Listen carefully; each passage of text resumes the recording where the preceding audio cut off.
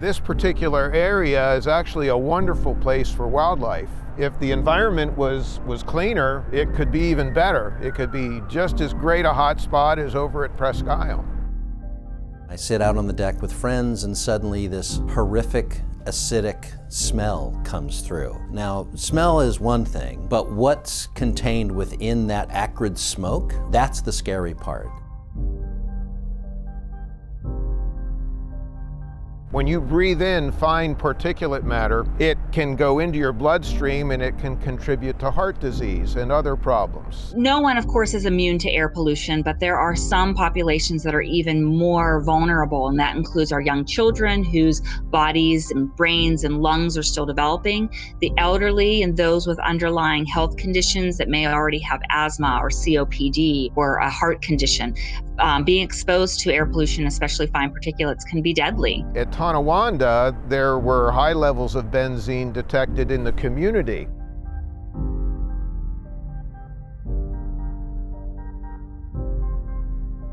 We knew our air smelled very badly and we were sick. What worked for us is citizen science, so we collected data that was the smoking gun that we needed to find out what was in our air, number one, and where it was coming from.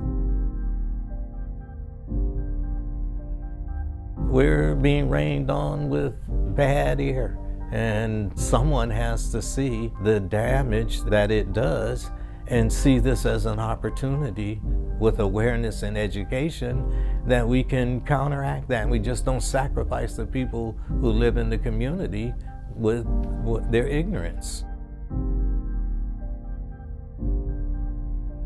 If you notice the color of the soil here, it's a black color, and that's not natural. I mean, if we took this soil and had it analyzed, I wouldn't be surprised if we found high concentrations of polycyclic aromatic hydrocarbons, or PAHs. That's not a healthy thing for the organisms that live in the soil, and for people that garden or children playing on playgrounds or in their backyard nearby, we have no idea whether or not there's potential exposure to contaminants in the soil that could be just as bad for people as it is for the living creatures that are here.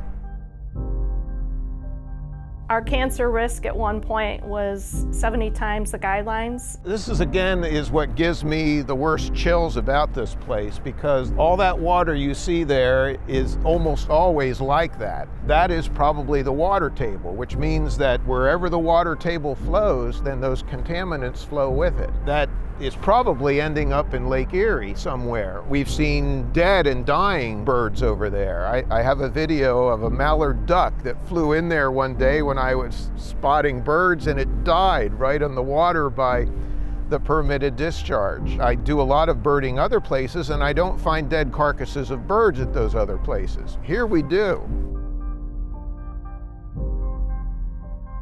We weren't out to shut Tonawanda Coke down. We didn't want anyone to lose their jobs. It's a false narrative to say, well, it's jobs, so we'll put up with pollution. We don't have to do that. We can still have great jobs and a healthy environment.